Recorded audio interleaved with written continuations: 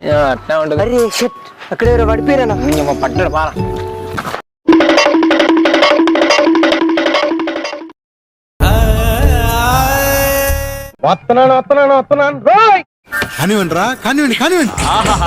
ఏం చెప్తున్నారు అని అంటే అన్నా నేను సినిమాలో మస్తు చూసిన అన్న, ఇట్లానే వాళ్ళు పడిపోతే నోట్లా నోరు పెట్టి చూస్తారు, ఏమంటే పానం లేచేస్తా అన్నా.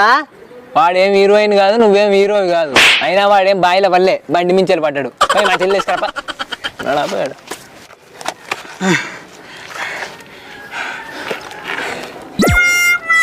రే రే రే రే ఏం చెప్తున్నావురా? చాలా సేపు అయిందా నన్ను ఇలా దూపైతుంది.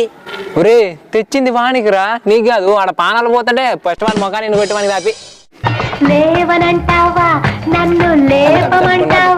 అరే అంబులెన్స్ ఫోన్ చేసినావురా? మిసుడు కాల్చిరా నా వస్తుంటాయి, దారులుంటాయి. ఈ గల్లీలు ఇంకా కట్లు కొడతాడు. ఇంకా పొద్దున్న రమ్మన్నాడు వీని బండి మీద, ఇంకా నయం పోలే.